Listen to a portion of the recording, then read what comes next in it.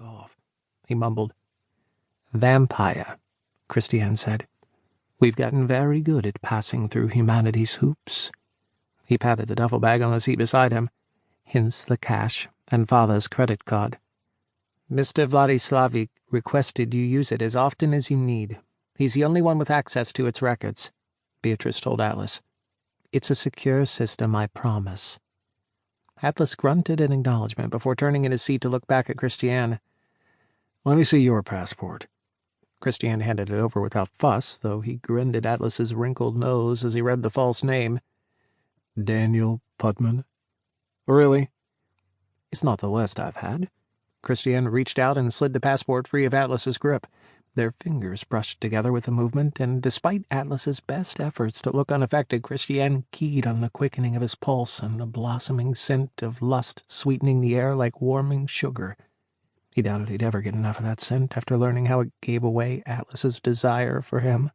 Atlas was a master of self-possession, while Cristian was well, he didn't usually worship at the altar of hedonism as wholly as other vampires, but Atlas inspired a dangerous fanaticism. If they'd been alone, he would have stolen a moment to breathe prayers against Atlas's lips, to close the gap between them, because now he could. But they weren't alone, and the acrid twist of Beatrice's displeasure in the air as she tried to ignore their interaction kept Cristian chaste. He held Atlas's gaze and smiled before returning to his place in the back seat. "Miss Kinkaid," he said, amused at the cutting glance she threw him before returning her attention to the road. "Did my father have any other orders for our escape? He and I will be your only stateside contacts on this trip. Phone's in the bag, along with prepaid cards." "That will make you a target," Atlas pointed out grimly. "No more than I already am," Beatrice shot back. "I've been working with Mr. Vladislavic for a while now, and I know my limitations. I'm more concerned about you." "We'll be fine," Atlas interrupted. Cristian couldn't help but glance at Atlas when he heard that.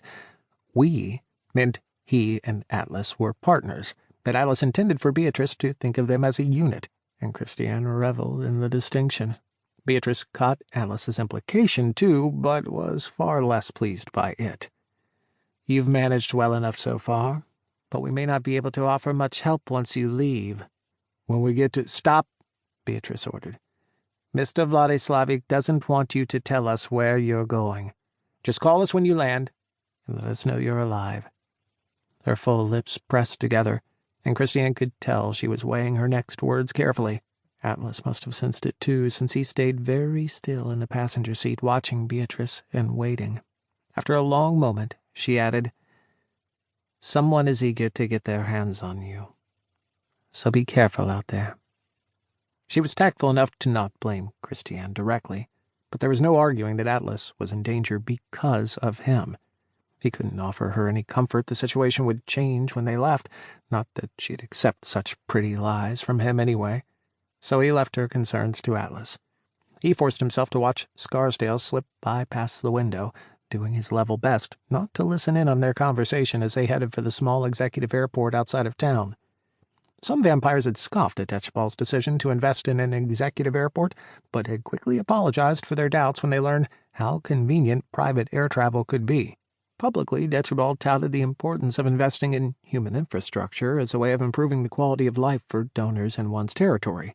Privately, he taught Cristian how multiple avenues of escape better protected the family. No one besides Cristian and Helios knew that Dechbald was a silent partner for a charter company which, like Whitethorn, had the ability to cater to vampiric clients. They would take intense digging by the Council or the Warrens to uncover that link, which meant Cristian and Atlas could take advantage of the charter's availability to get out of town quickly. The curbside loading zone was almost completely empty when they arrived at the airport, which made sense considering the early morning hour. Beatrice parked and hit the button for the trunk. "Mr. Slava," she said. "A word, please." Cristian nodded to Atlas, who murmured a goodbye to his sister and squeezed her hand once before getting out of the car to retrieve their backpacks. She didn't speak until Atlas's door closed, leaving her and Cristian alone. "You fed from him," she said bluntly. She didn't bother to look at Cristian. Her focus in the mirrors was for her brother alone. "He offered," Cristian clarified. He didn't like the judgment in her voice, so he aimed for that tender spot in retaliation.